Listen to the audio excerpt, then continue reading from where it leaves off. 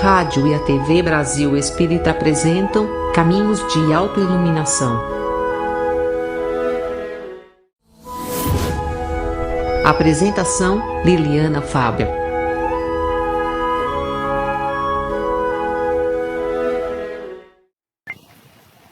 A Árvore dos Problemas.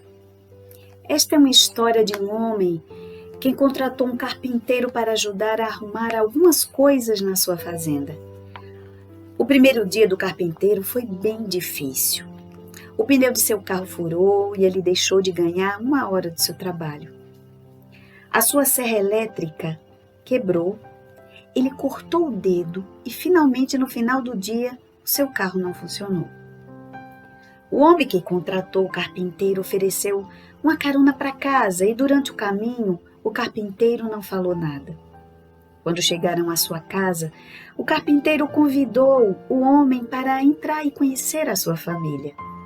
Quando os 2 homens estavam se encaminhando para a porta da frente, o carpinteiro parou junto a uma pequena árvore e gentilmente tocou a ponta dos galhos com as 2 mãos. Depois de abrir a porta da sua casa, o carpinteiro transformou-se. Os traços tensos do seu rosto transformaram-se em grande sorriso.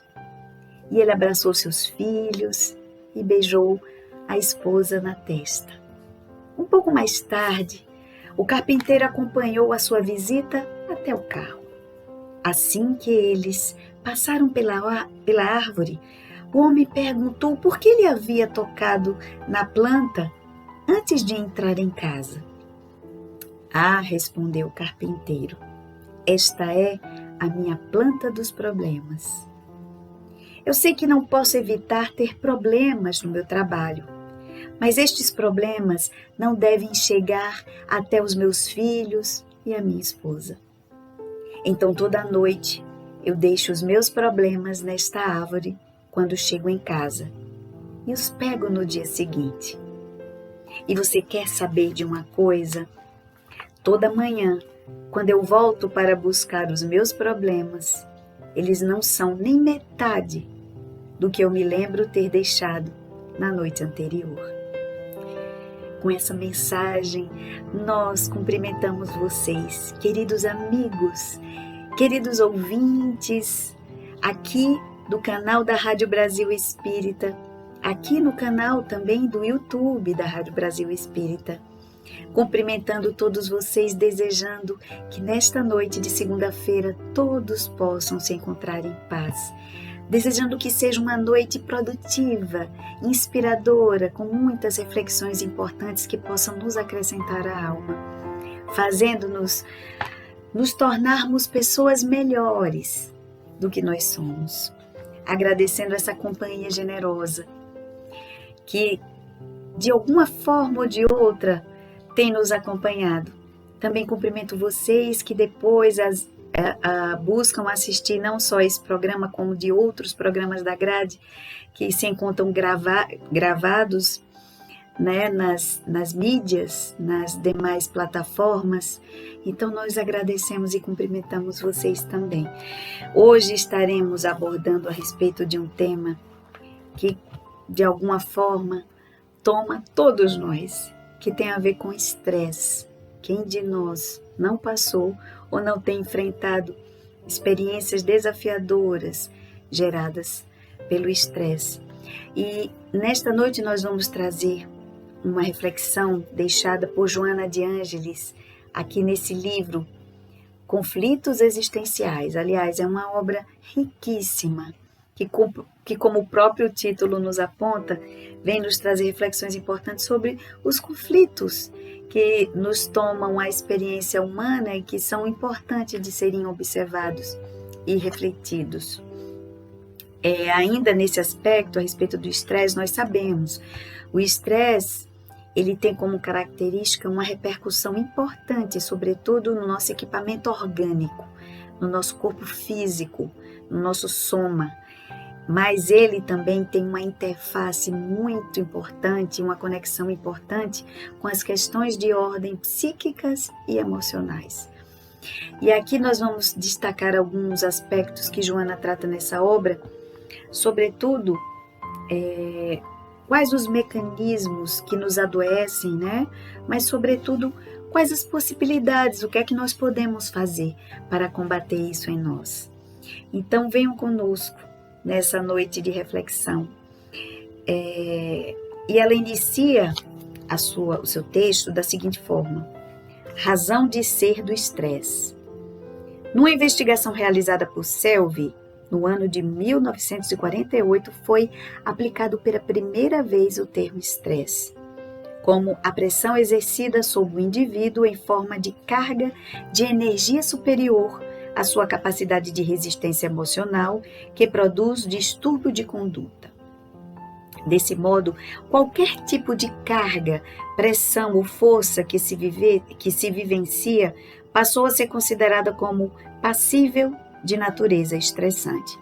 É importante a gente destacar que, de tanto a gente falar estresse, estressante, vive uma situação de estresse, fulano é uma pessoa estressante, meio que banalizou o termo, mas nós não podemos deixar de considerar que há estudos importantíssimos nesse campo, inclusive apontando sobre adoecimentos profundos gerados pelo estresse.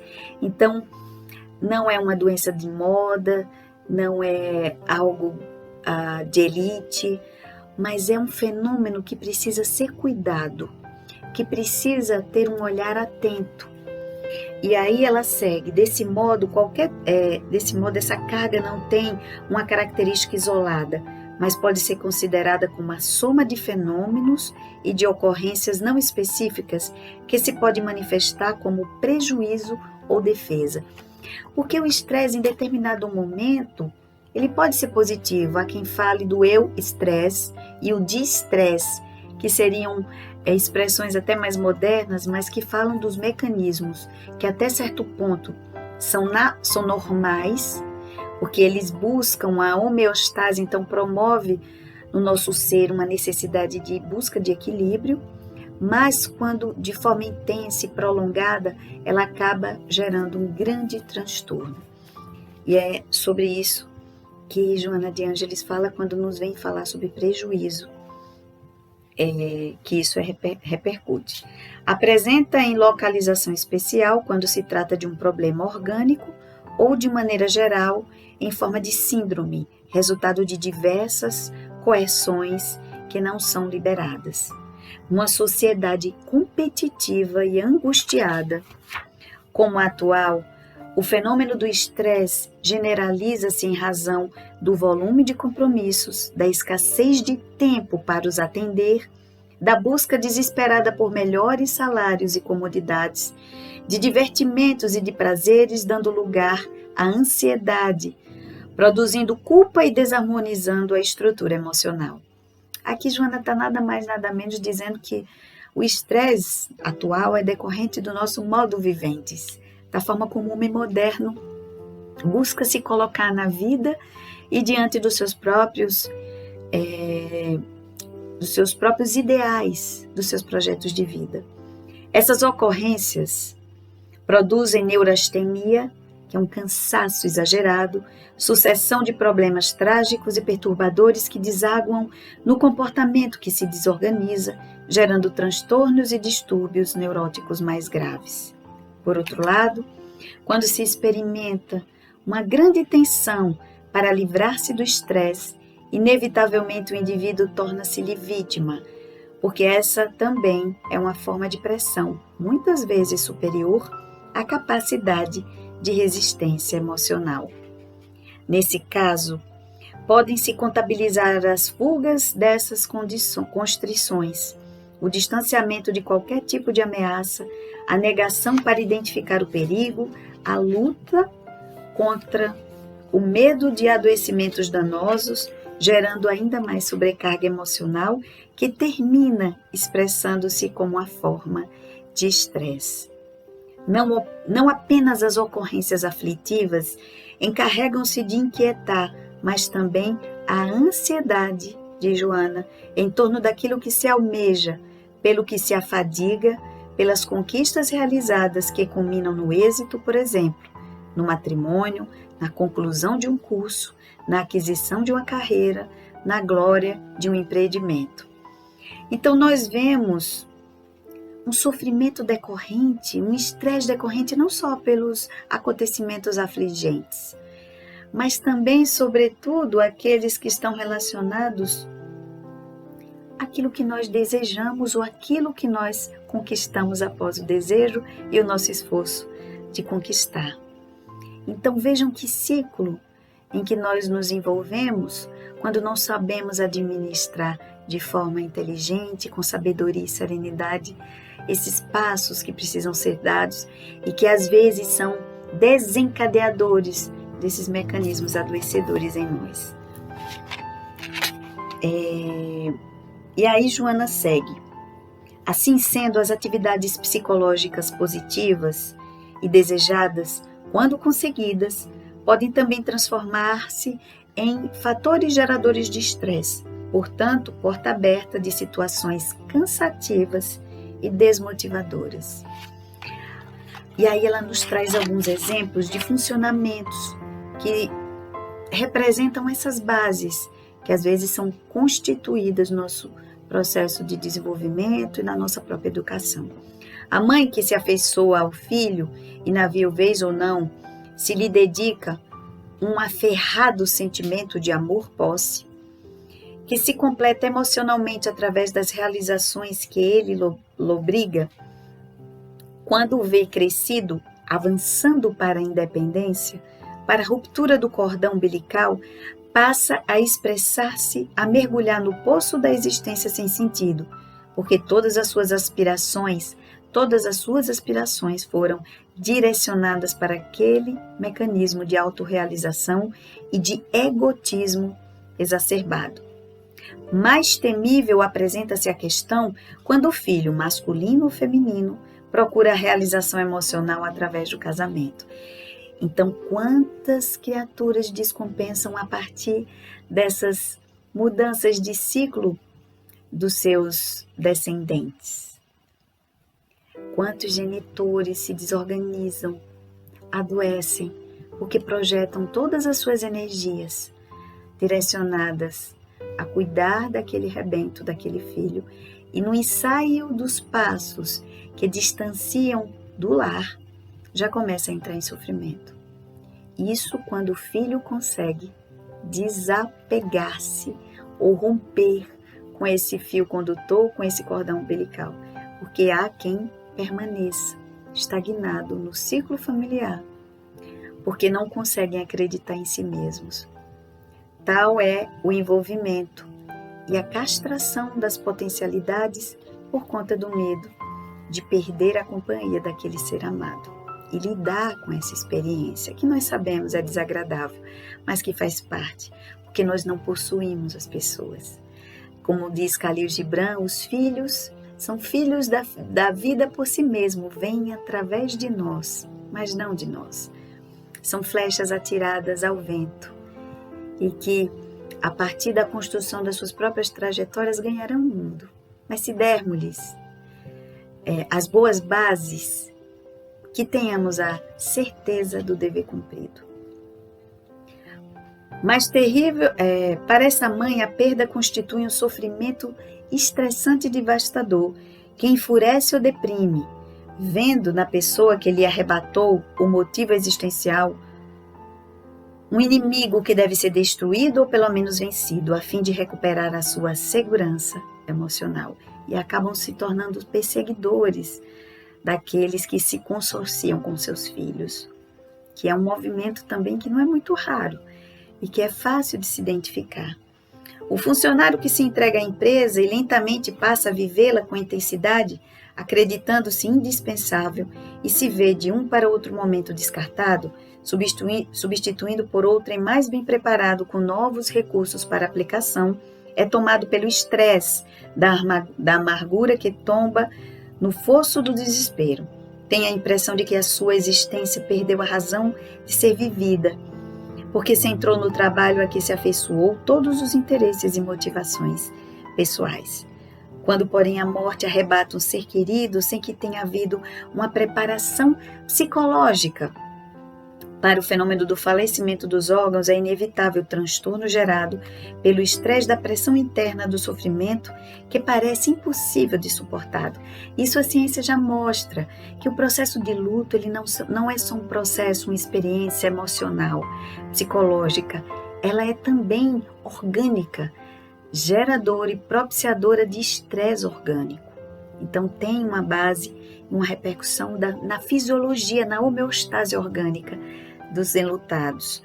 A existência humana, então, apresenta-se portadora de um elenco de quase infinitas possibilidades que devem ser experimentadas, a fim de tornar-se digna e merecedora de viver saudavelmente. O ego, no entanto, estabelece os seus parâmetros e assoberba-se de ilusões e posses mentirosas que a realidade incumbe de desfazer. Porque sem estruturas legítimas, fundamentadas em quimeras, sem perturbações e sonhos infantis não superados pela idade adulta. O aprofundamento da identificação da autoconsciência faculta de Joana a valorização do si próprio, do self, ampliando a esfera de aspirações e de metas que devem ser realizadas. As experiências sociais e humanas, os desafios e dificuldades não deveriam constituir força estressante, porque tem por objetivo amadurecer a capacidade emocional, fortalecendo para embates mais vigorosos que devem ser travados até o momento da completude. Cada experiência existencial converte-se em valor emocional que se soma aos anteriores, propiciando o crescimento pessoal e realização interior. Ninguém alcança, diz Joana, patamares de equilíbrio sem passar pelos testes de lutas edificantes. Ainda a respeito dos processos e dos mecanismos afligentes que geram os estresses, Joana vem dizer que, sem dúvida, existem muitos organismos e certa predisposição para a desvitalização das energias, das forças em que se firmam os conteúdos emocionais.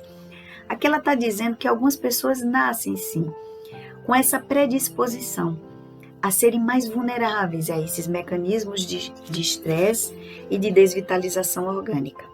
Com relativa facilidade, os indivíduos portadores desta constituição assoberbam-se de aflição ante os acontecimentos que não têm o menor sentido perturbador.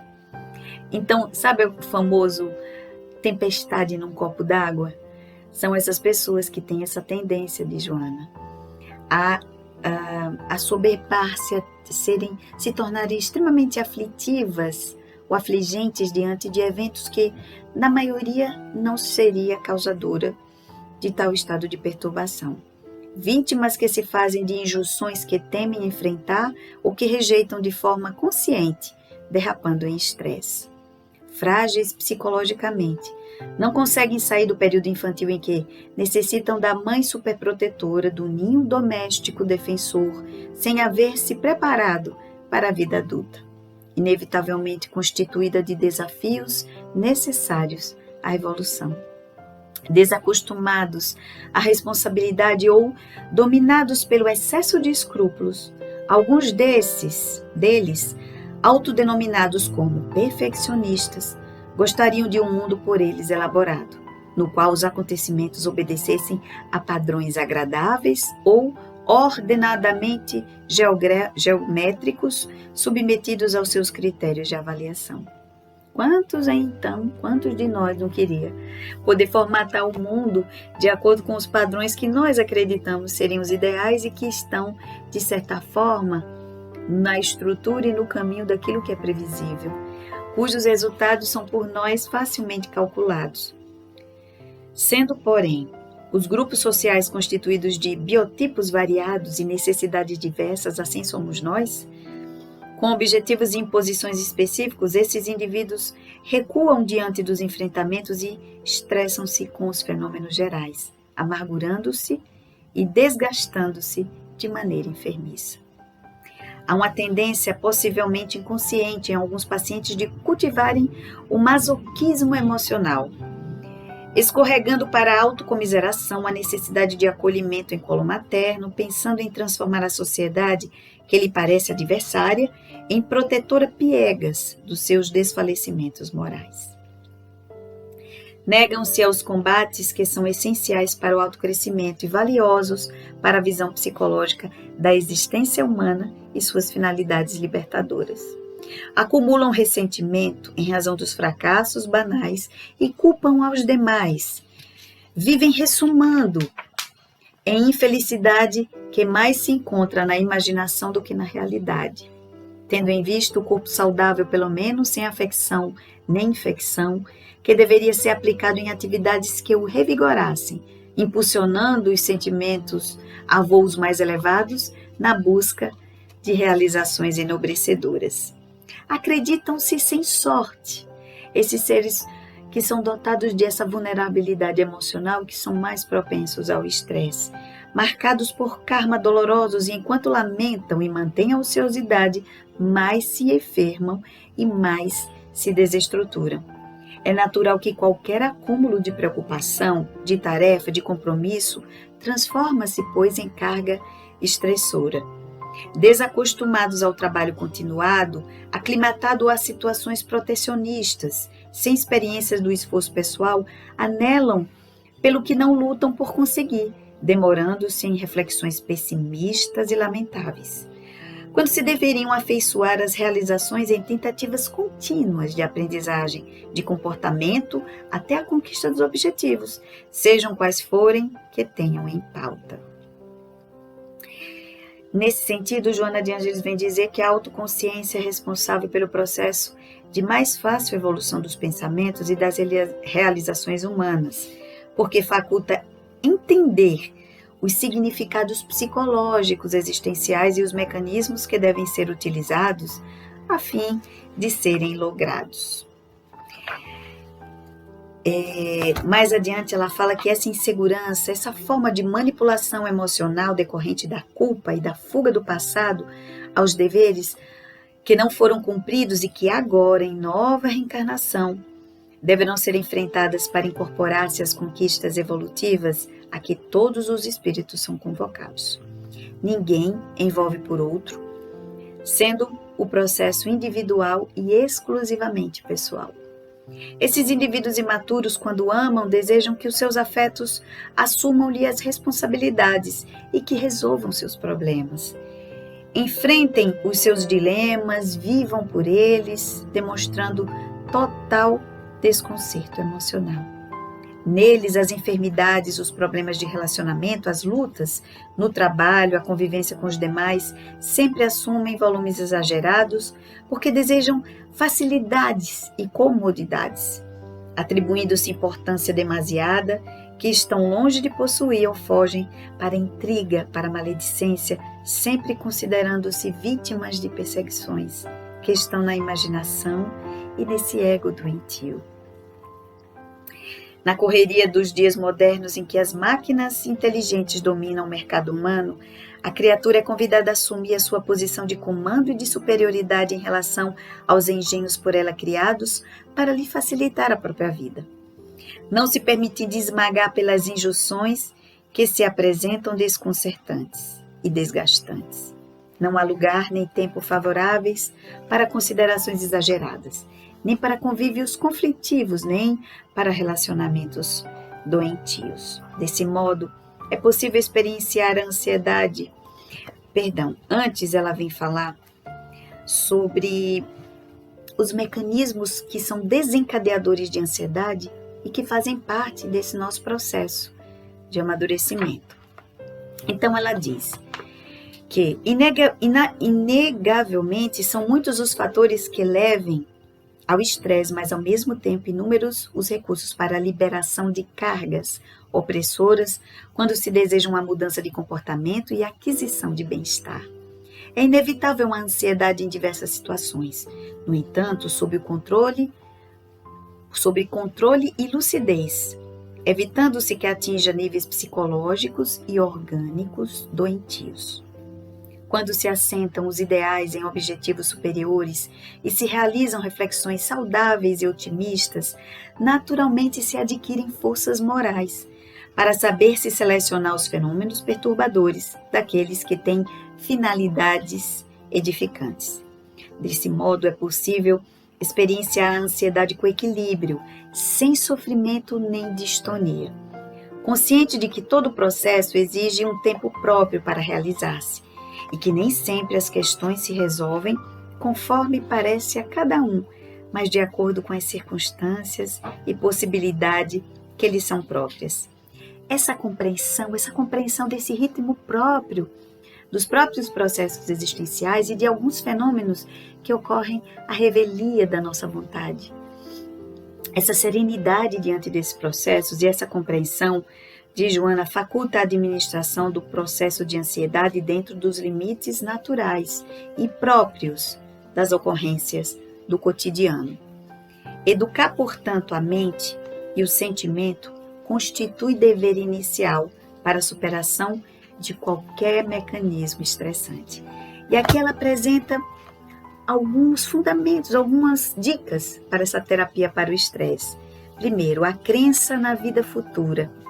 Por que diz Joana que essa convicção dilata a perspectiva de felicidade, nos faz nos descolar da experiência que tem desencadeado o estresse, a amargura, a dor, nos projeta nessa perspectiva de felicidade, demonstrando que não sendo conseguida de imediato, sê-lo-á, sem dúvida, um passo à frente em razão da dilatação do tempo e da realidade, do mais além.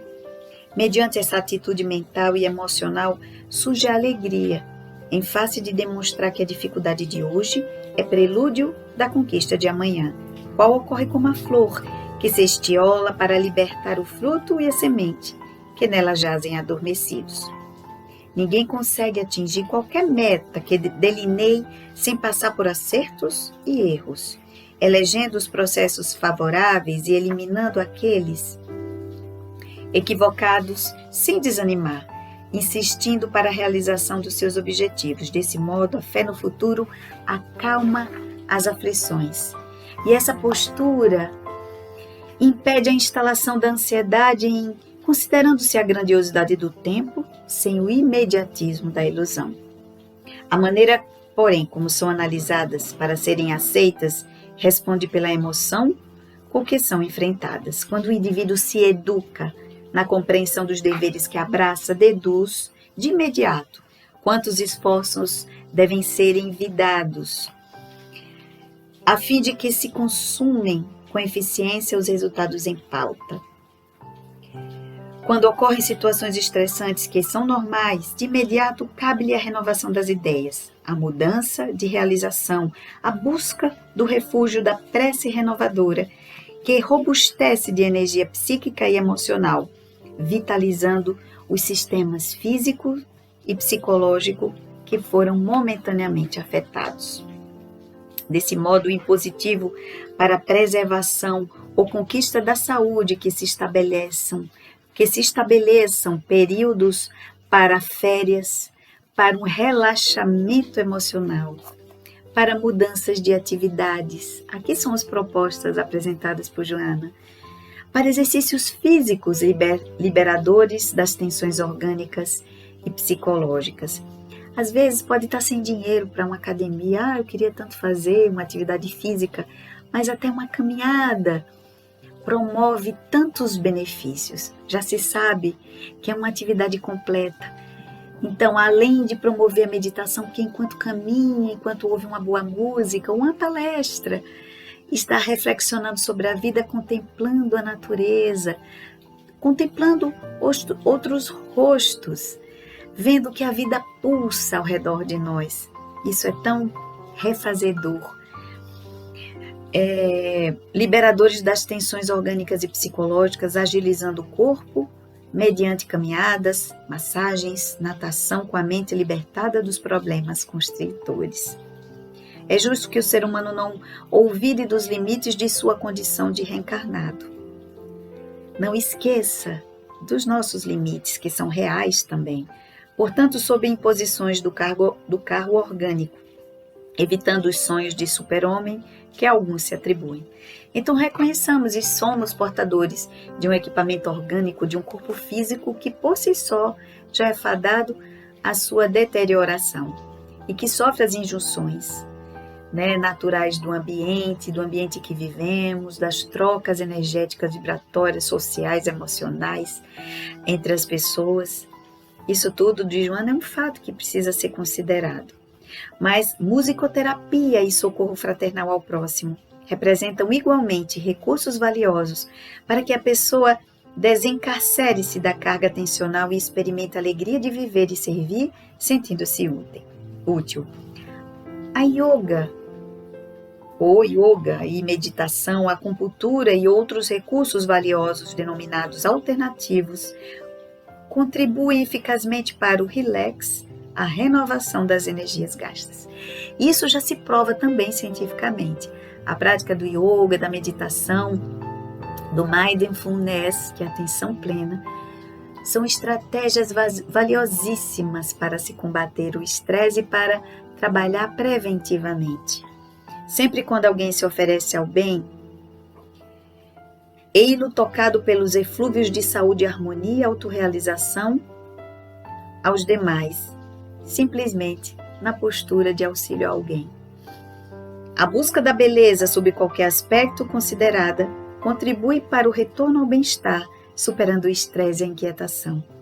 Apesar desses recursos, se o homem permanece em transtorno por estresse, não deve adiar a assistência do psicoterapeuta, a fim de evitar a instalação de problemas neuróticos mais graves, porque sabemos que períodos prolongados de estresse causam perturbações emocionais profundas, distúrbios da vontade, a ponto de muitos indivíduos sob estresse crônico adoecerem profundamente as emoções, buscando os mecanismos de fuga da vida através da autoagressão e às vezes até do suicídio. Por isso que é um risco muito grande. Então, se adotando todas essas práticas não consegue ter êxito, busque a ajuda do profissional. Profissionais bem preparados, que tenham uma base que possa contribuir de forma responsável para essa nova caminhada em busca do autossocorro e da proposta de práticas saudáveis de vida. Esforçar-se por viver com alegria em qualquer conjuntura é terapia preventiva e libertadora para os males do estresse. Viver com alegria em qualquer circunstância. Alegria essa que tem a ver muitas vezes com gratidão, porque quem é grato é naturalmente feliz. É aquele indivíduo que se felicita não só por aquilo de bom que lhe chega, mas quando algo de difícil, desafiador lhe acontece, também agradece, porque sabe que foi uma experiência rica de aprendizado. Então, gratidão tem muito a ver com a alegria de viver. Que possamos ser gratos, então.